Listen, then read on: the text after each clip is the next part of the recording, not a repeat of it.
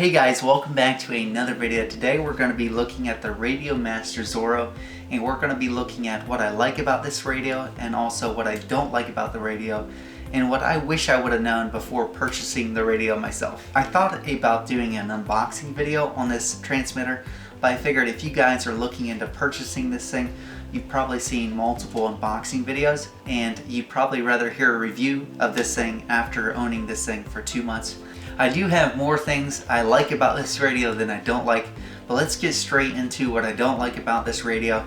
The internal batteries on this radio are so small that pretty much you have to charge it every single time you fly, which is very annoying to me. I'm coming from radios that I only had to charge maybe once a week, every 2 weeks, and so this one is a bit annoying when you have to charge it every single time you fly.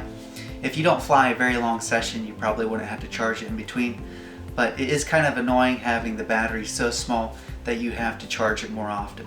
The second thing I don't like about the radio is the screen. It sticks up too far. No complaints about the quality of the screen, but it sticks up too far and it makes it so you can't fit it in a small bag.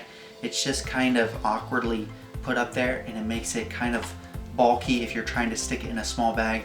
Compared to my Tango 2, that one had the antenna, it folded right down and it got into a more compact size. And I like the more compact size. This one with that screen sticking up, it makes it hard to stick in a small bag for transportation. The third thing I don't like about the radio is the buttons on this thing aren't very good quality, and also the layout or the interface on the screen is a little bit different than what I'm used to on my Tyrannus, on my Nirvana, and then also on my Tango 2. But I'll get used to it, it just takes a little bit of time. The fourth and final thing I don't really like about the radio, and this is more of a gripe than anything, is the stick-ins. They aren't very grippy and I thumb personally, so I don't really like them. But they come with the radio and the radio is pretty cheap, so you can't complain much. Now we're going to move to what I like about the RadioMaster Zorro, and number one selling factor for this radio, because I was purchasing this with my own money, is the price. You can get this radio for $120.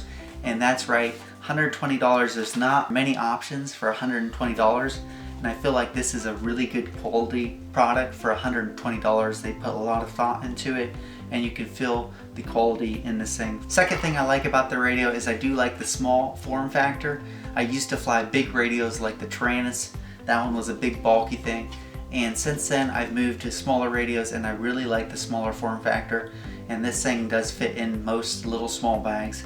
And so I really like that. Even though the screen sticks up, it is a really nice small radio and it feels great in the hands. The third thing I really like about this radio is the gimbals. They feel extremely good, and I've only had one other radio that's felt as good as these gimbals, and that was my Nirvana. The Nirvana felt very good. The gimbals felt very precise, and I really like the gimbals on that one. And these gimbals would be pretty much the same, I feel like, and that is one thing that I'm very impressed with. For $120, they stuck some very nice quality gimbals on this thing. The fourth thing I like about this radio is it does have a place you can stick in an external module if you're running any other protocol.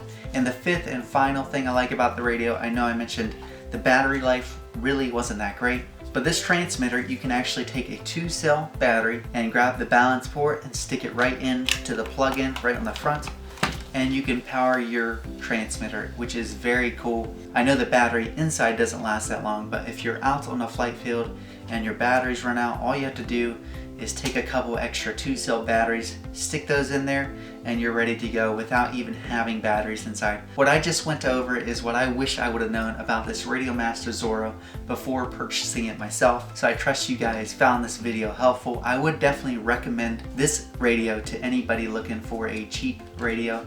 ELRS radio, I know you can get it in other protocols also.